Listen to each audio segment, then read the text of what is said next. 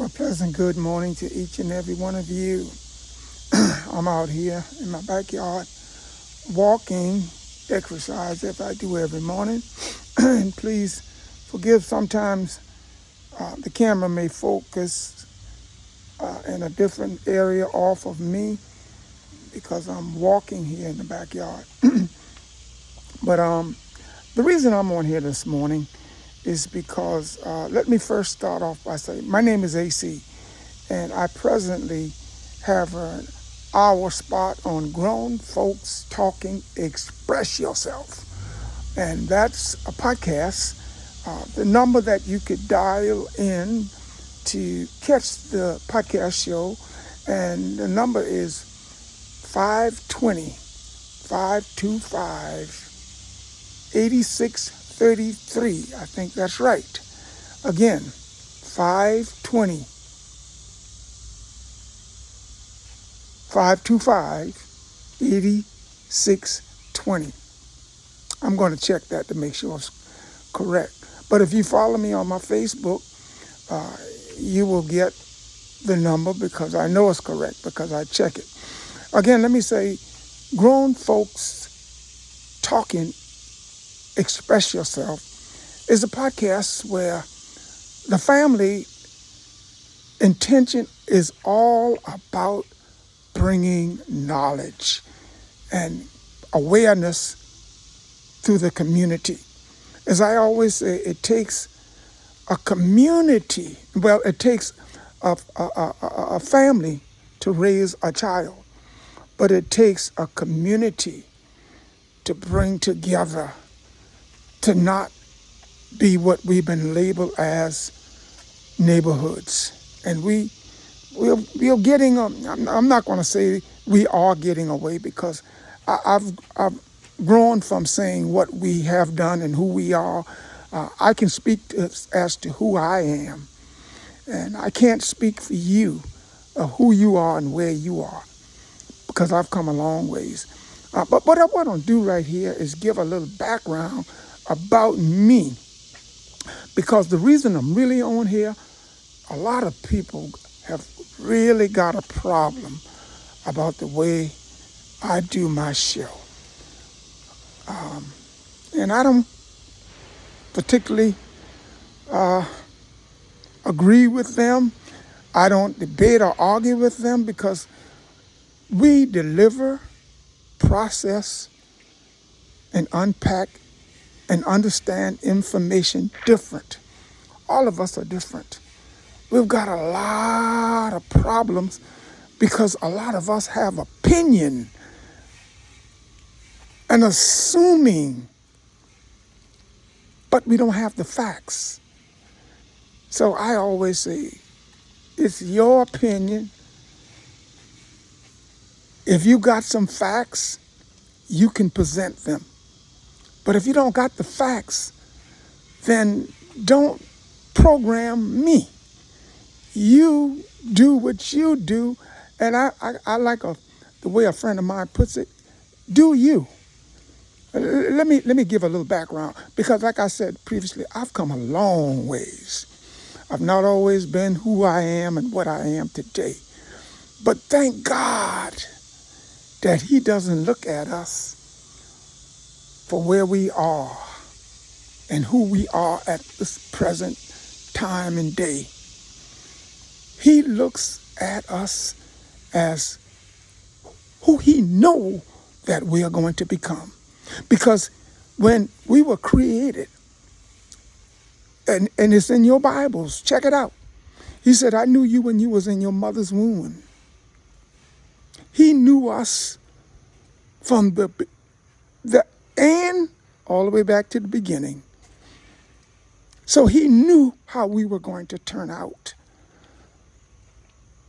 But we look at each other and judge each other as for what we see them today.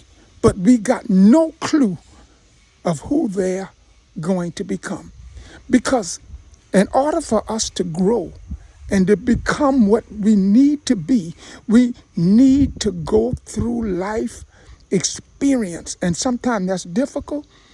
And I know I'm guilty. I'll be the first one to tell you that I've said a lot of things, I've done a lot of things for various reasons to cause problems within the family, the community. But at the same time,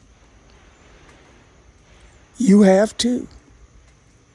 It's in your books. We've all come short. But we can see what somebody else does, but we can never see and confess up to what we have done and what we're going to have to do to get this thing fixed, to function for our birthrights. We're going to have to learn, practice to forgive. You may not forget everything, but you're going to have to forgive. And you're going to have to give people the opportunity to grow. Now, let me, and I'm going to go ahead, excuse me, please stick with me. Please stick with me. Because in order for me to show and draw a picture of where I came from and who I am and why I do what I do today, I'm going to have to draw a little picture for you. Please stay with me. I was born in Colleton County, in the country. And I had no interest in school. All I wanted to do was play, eat, sleep, and play some more. That's all I wanted to do. Now, my sister, my cousins, because we all raised up in the same house, they were very smart. And one of them took a lot of time trying to teach me. I wasn't interested in that. I had a childhood friend. I think we became acquaintances at the age of 4, 5, or 6, something like that. She spent a lot of time trying to help me. I wasn't interested in that. Okay, but as I grew up, my mother came from New York and took us from our grandparents, moved us to Charleston. Well, you take a country boy out of the country and put him in the city, that's just like taking him out the jungle and put him in on concrete. You know what I'm saying? And I wasn't used to that. Well, I went crazy. I mean, I got in all kind of trouble, and I'm not going to dwell right there a long time. I'm going to move forward. I mean, I'm just going to say I got in a lot of trouble. I mean, I was stealing. I was doing all kind of things that I shouldn't do. But I would always work. I was always wanting to make that money. I was all about the money. Okay. My mother was a nurse. She worked at night a lot. When she was at work, I was in the street. Well, I got in a lot of trouble, and my mother was worried about what could happen. So a friend of hers suggests that she put me with a man in the community. He had a television show. In fact, he was the first one with a television show before Soul Train. That says a lot right there. His name was Arthur Ellison. The name of the show was Jump Time on Channel 5. He worked with youth, track, lifting weights, etc. Well, Mama hooked me up with him. I've always loved exercising, so I kind of took to that a little, but it didn't stop me from getting in trouble. But then what he used to do, he would, back then it was no disco, it was record hops. He would go out into the countries and all of the low countries, and I mean, we'd we traveled as far as sometimes 80 miles, close to 100. And he would do these record hop, entertain schools. And then he would bring them over to Charleston on Saturday to be on his television show. Don't forget, again, I'm walking, so sometimes the phone may focus off of me. And I started traveling with him. Well, I learned to play the drums. Well, that kind of changed my life a little. Now, because I was always afraid of girls. And that's a long story. I was kind of shy in the beginning, way back. But coming up at an early age, I was in love with everybody. But I wouldn't open my mouth. That's another story. And girls started wanting to talk to me because they would see me on TV and I was playing the drums, and man, my ego was just growing. So I said to myself, you know something? I don't want to get in trouble no more, because if I get into trouble, Art's not going to let me travel with him. I'm not going to have the opportunity to get all the fun and the attention that I'm getting. Well, then I started to, many of you may be familiar with the first DJ on WPAL radio, Bob Nichols. I started to play drums for his brother, Lou Nichols. I learned a lot from that man. Okay? And from him, I'll just not go through calling names. I'm going to call a few. Honest John, many others. In fact, I played for just about every DJ on WPAL radio. I didn't say all of them, just about. But most of them, I travel with them. Now, I travel with Bob a lot, Bob Nichols, but I never actually played for him. I sat in, okay? But anyway, moving forward. I started to take interest in becoming self-employed, because at a very early age, I said I'd always like to make money. Now, playing drums, let me back up a little bit, because somebody going to say, he ain't telling everything. Well, I'm not going to tell everything, because I'm in the process of writing a book, but I keep getting distracted. And I don't really know if I'm going to do it again, because I just don't know. Yeah, my plate's loaded. I got so much going on. But my life, everybody said, Chisholm, you need to write a book. Your life is so interesting. I've had a lot of relationships, talking about women, and I'm not going to go into that.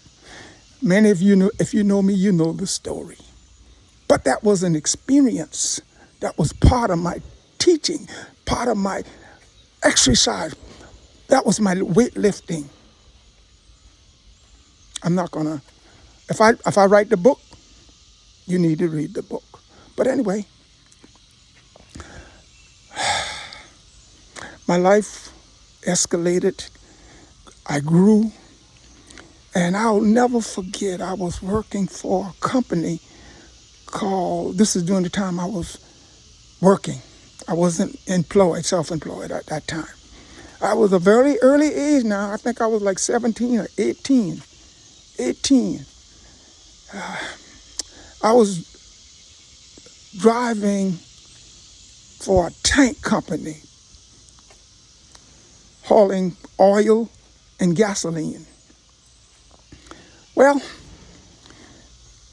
the company had a few guys that they would hire to load the trucks. We used to go to Gulf Hall, and I'd drop the trailer, and when I come back, they would have it loaded. Okay. At that early age now, I decided that I'm going to talk these guys into us going on a strike. We went on a strike, marching up and down in front of the building. And if anybody that's still alive could remember that, I wish you would come in and confirm what I'm talking about. So people always say Chisholm is a troublemaker. Yeah, I was always one to start up something, but I was always ready to finish what I started. So the guys was marching up and down in the building. The dispatcher came out, called them inside. I don't know if he gave them a raise or what, but they all went back to work. I said, hey, what about me? They said, go inside and talk to Mr. Driggers. I went inside. Driggers wouldn't even talk to me. He didn't need me. He didn't want me. I was out of a job. But again, this was weightlifting. I'm learning things. I'm learning about people, how they switch, how the oppressor play us against each other by putting a piece of bread in your mouth, not bread, crumbs, and then get you to turn against what you're trying to accomplish. Okay. Went on. I bought my own truck. I started leasing to a company. And then I bought another truck and another truck. Now I've got several trucks. Okay. But I was coming from Miami one day and I came through because we would go to Miami, drop a load or whatever we taking, and then go to another place, and then we various, not all the time, Atlanta, Miami, wherever, and we would come back to Savannah, drop that, and pick up a load. And I was coming out of Savannah on my way to Charleston, and after that long ride, I was just thinking, and I'm always thinking. I said, you know, there's something wrong with this picture. I own this truck. I pay my own tax. I've got all the responsibility. But I can't tell this company what I would charge them to move a load from one point to another. I said, but now wait a minute. If I was to call a wrecker today to take me to Charleston, can I tell him, or if I call a cab, can I tell them what I would give them? The answer was no. Arthur, you can't do that. I said, well, then why is it that we can allow these companies to tell us what we can't and cannot do? And they dictate to us, telling us that we cannot ride anyone in our truck. But that's my truck. You can't do this, you can't. And then we had what you call fuel surcharge. When fuel went up, companies had to pay a fuel surcharge to the company. I'm talking about the shipper, the steamship line. So the company that we were leased to will get a percentage of that.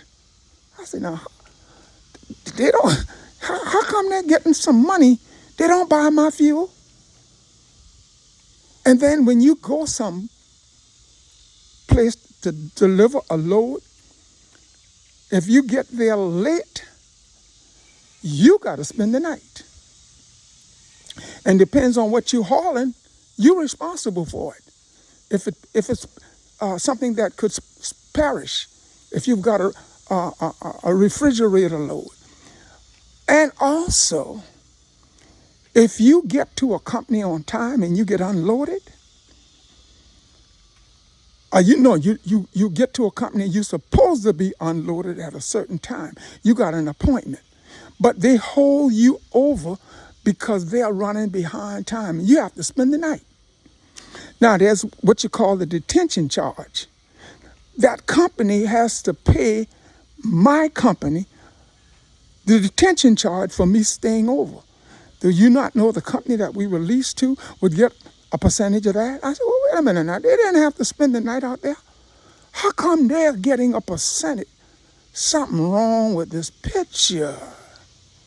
You see what I'm talking about? I'm just trying to get up.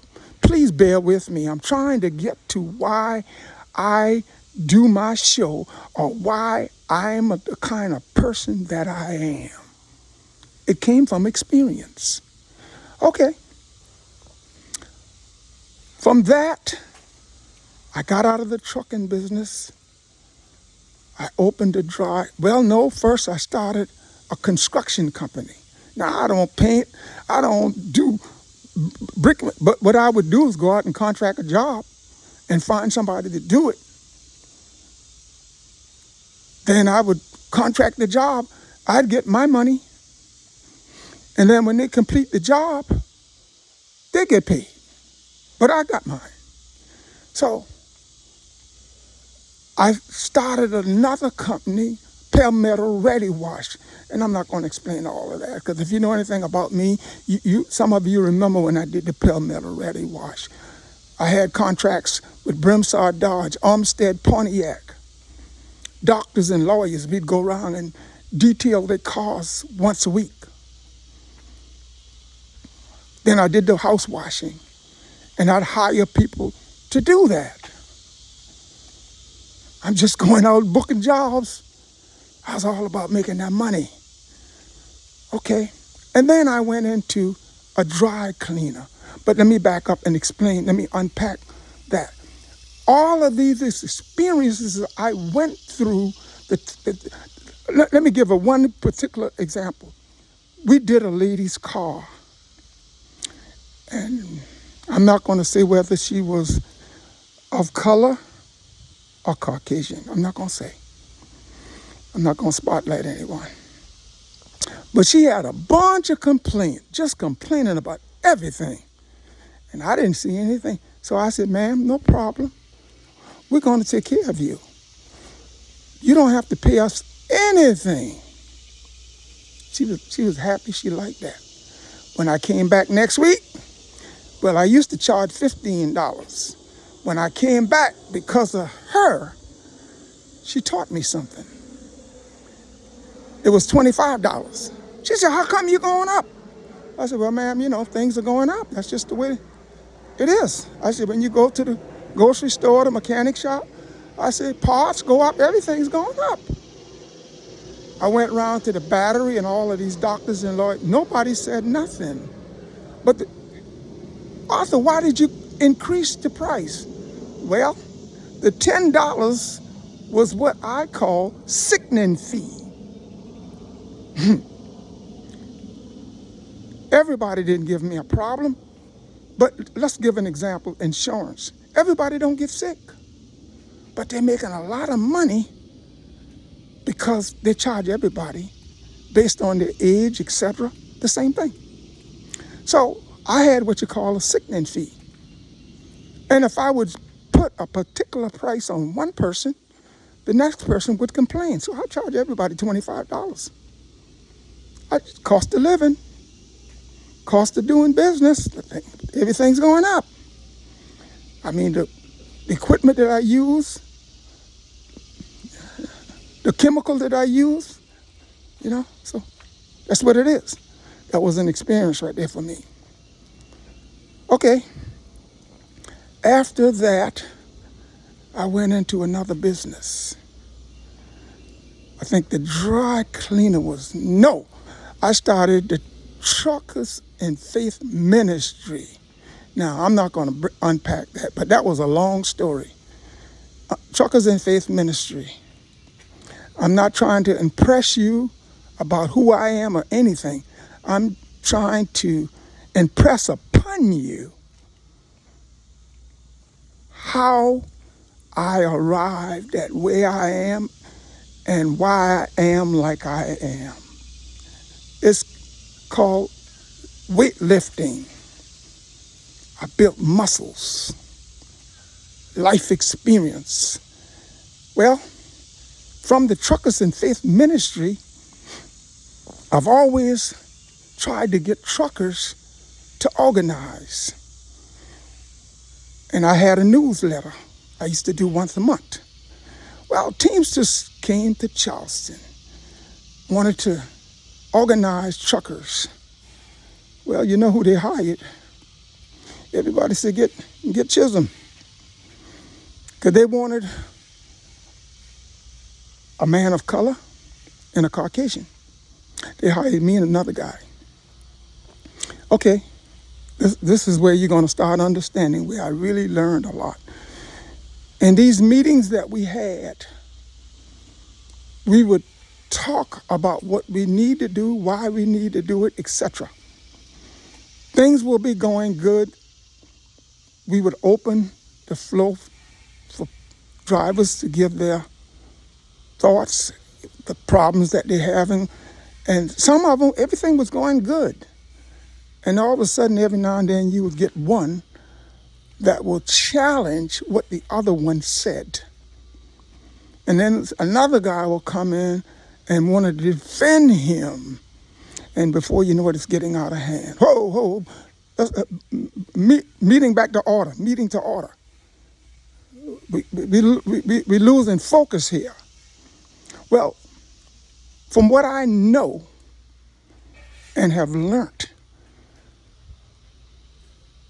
the oppressor will always place someone in the midst to cause a problem, to divide, to cause you to lose focus of where you're going and what you want to do.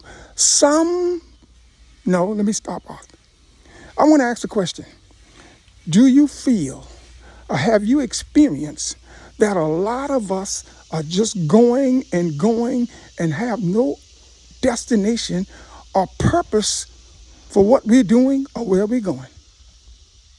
They just talk, and don't have the facts, constantly giving their opinion, and then want to impose their opinion on you to program you to think like they think? Have you experienced that? I have. Let me move on. Then I opened the dry cleaner from there. Well, Teamsters had me from organizing truckers to organizing the school bus drivers. And I wouldn't say this on YouTube if it's not a fact, because a lot of people can confirm what I'm saying. And there's a lot of things that I'm not even going to bring up that happen in in the trucking industry, and the Truckers in Faith Ministry, on and on and on. I'm not even going to go into that. But with the dry cleaner, here's what I experienced. I would have employees. They'd come in, want to do what they want to do, how they want to do it, when they want to do it. And then they want to tell you how they think your business should be run. I had the same problem with drivers. Okay?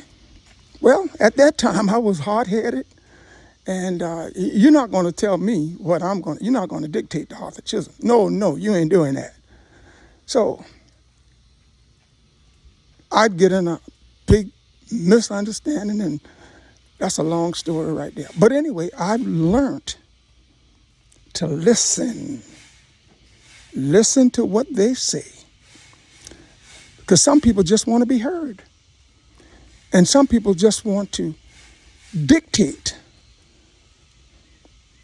So I would always say, listen, I appreciate your thoughts. And sounds like a good idea. And I'll think about it. At the next meeting, I may bring it up and we can talk about that. But in the meantime, because I have to deal with the consequence, let's do it this way. Would that be all right with you all?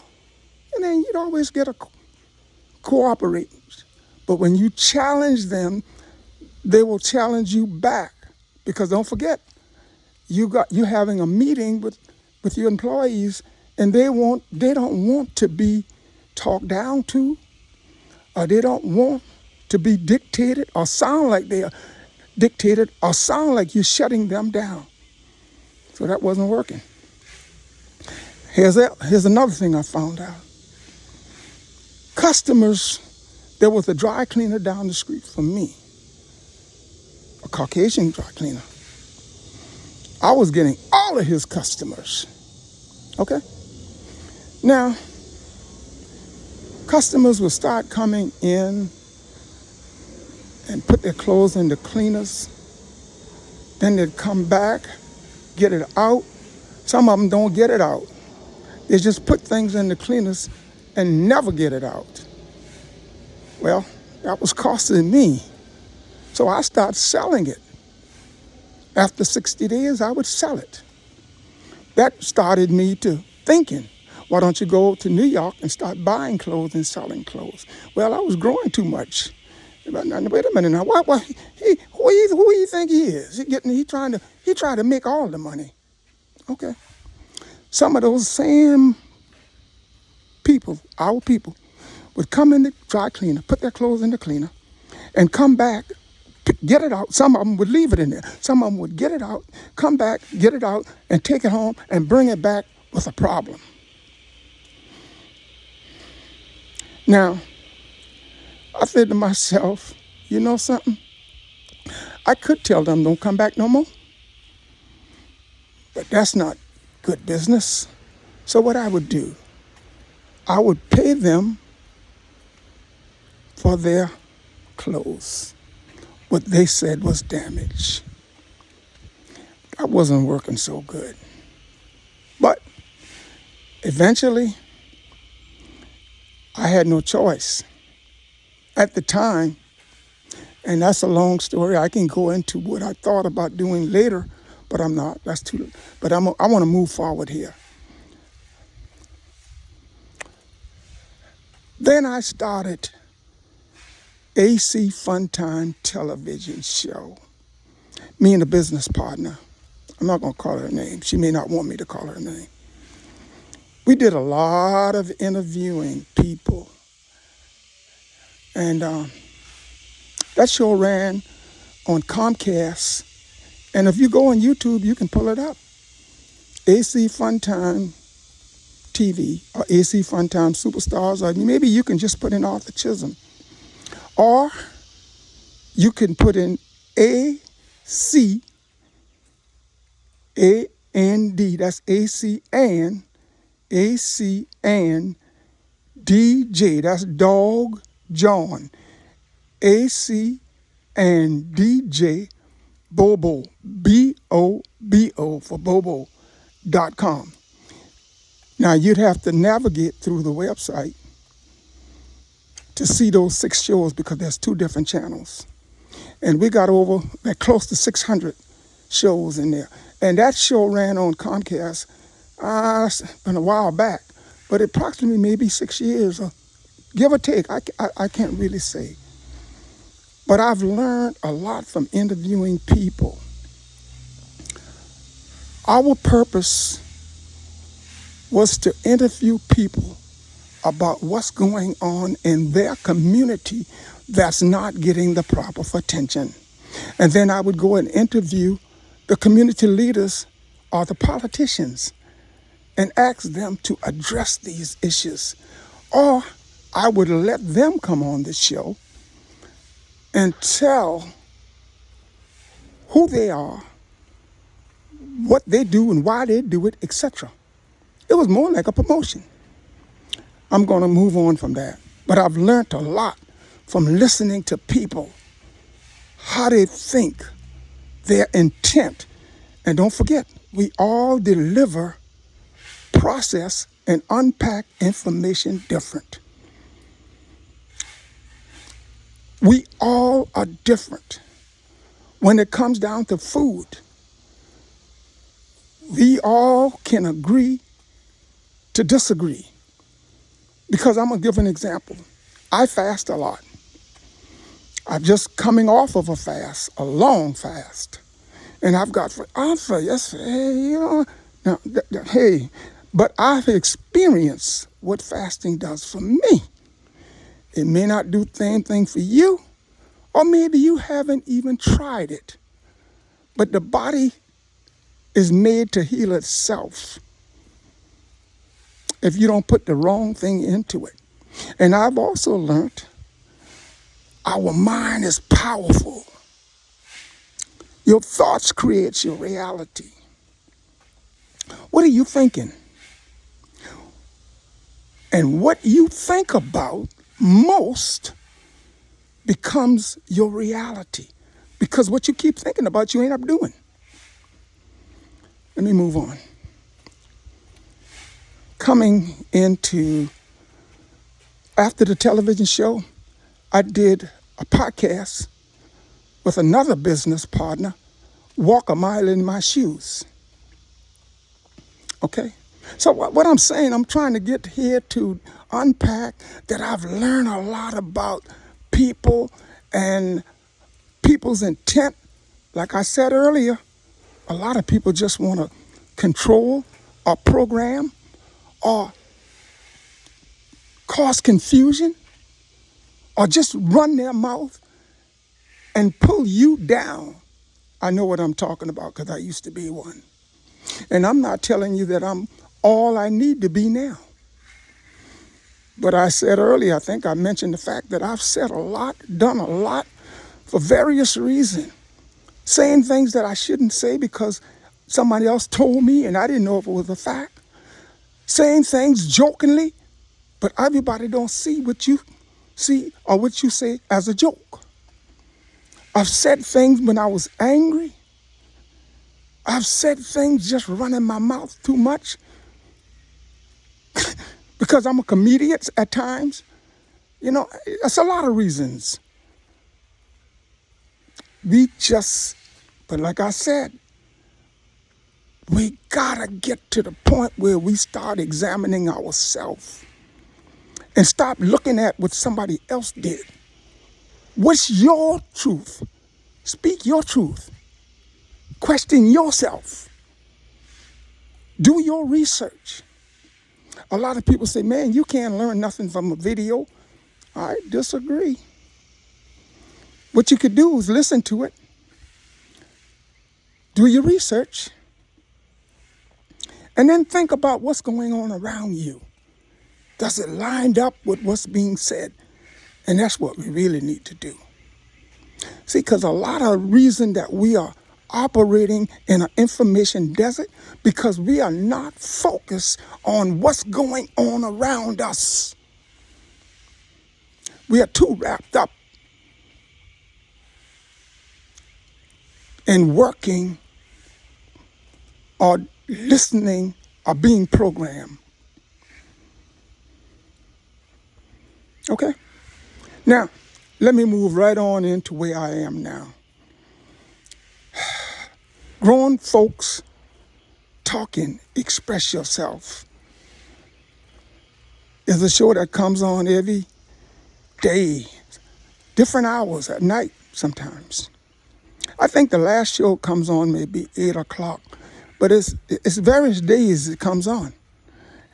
And I think this is my third week or fourth week on, so I don't know all of the hosts, and I don't want to call a few of them and miss the rest.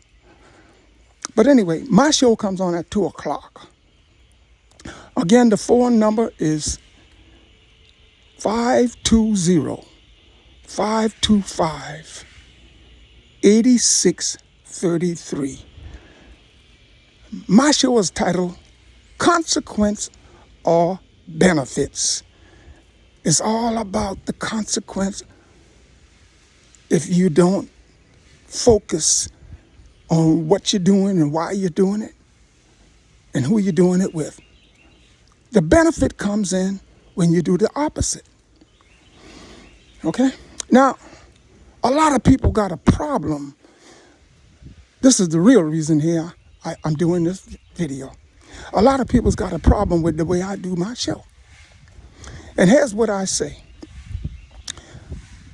Please keep your phone on mute if you're not talking. If you are talking, make sure there's no background noise. On the show, we don't challenge, debate, talk over each other, or question each other. Now, let me go back to some of the things I said in the story. Earlier, I mentioned. The reason I do that is because everybody's got an opinion. But is it the facts? But yet you want to challenge someone.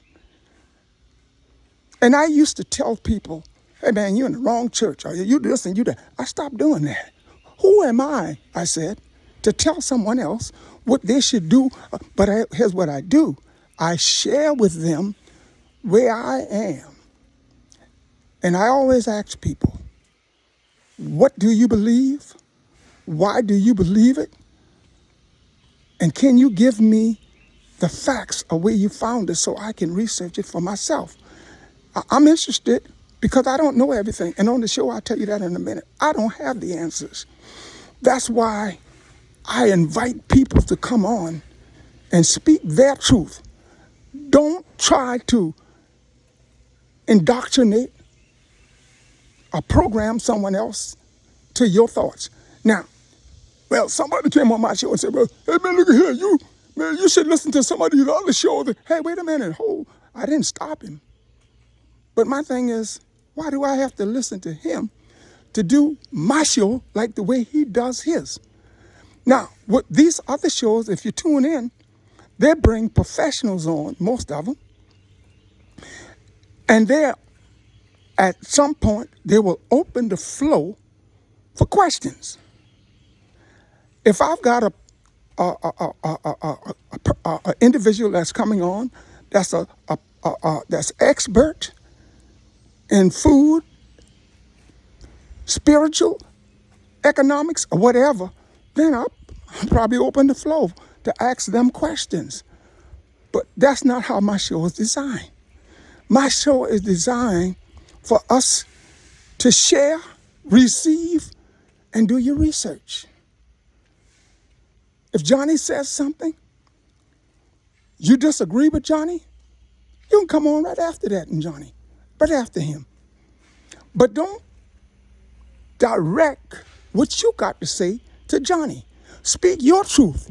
Because at some of these podcasts, it can go smooth. It may not. If you got a group of people on and you challenge somebody else and somebody else challenge you, it can get out of hand. Like I told you, I've experienced that. So God is not the God of confusion.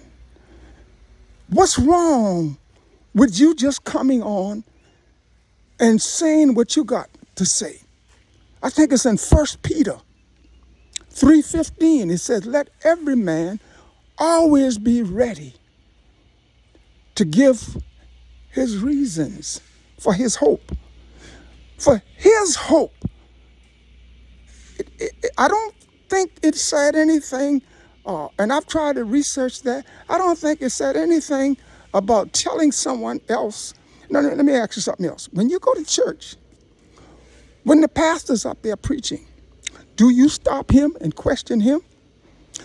Or is there a session right after church for questioning?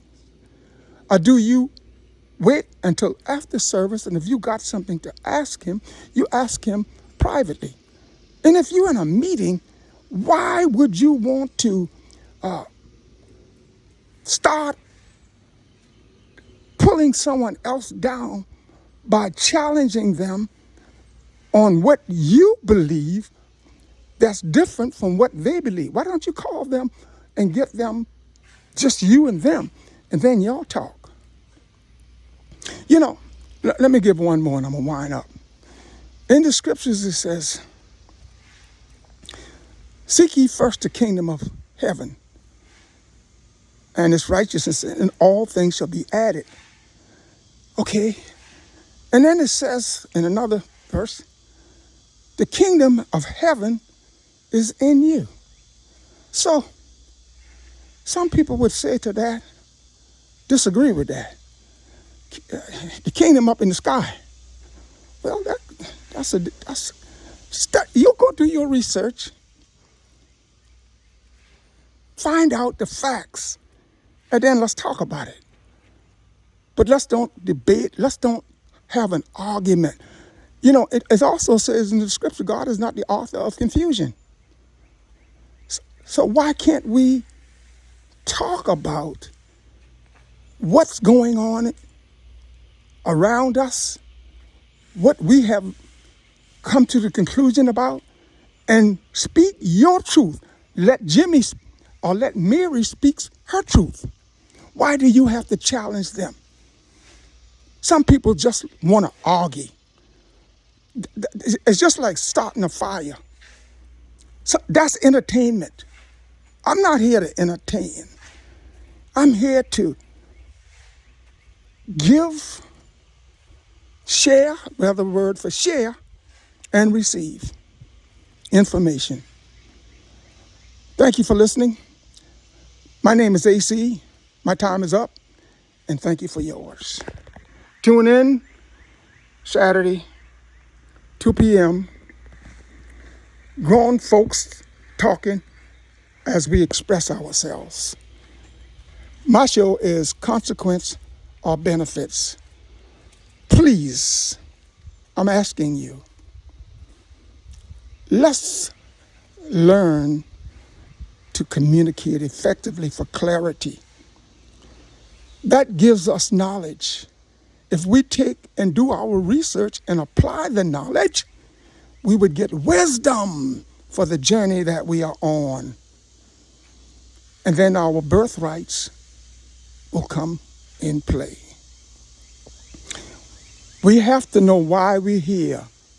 That's the most important day of your life, to know why you're really here and your assignment. Because if you came into this world with a gift and you don't share your gift, you come here to challenge and to program someone else, then you are going against your purpose. But if you don't share your gift and receive someone else's gift so you can grow, then you're going to take your gift to the grave with you. We are all one body. The eye needs the hand we need each other.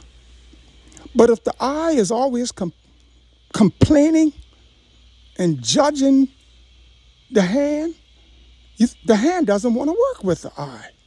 That's the body. Listen again, my name is AC. I'm on that Saturday at 2 p.m.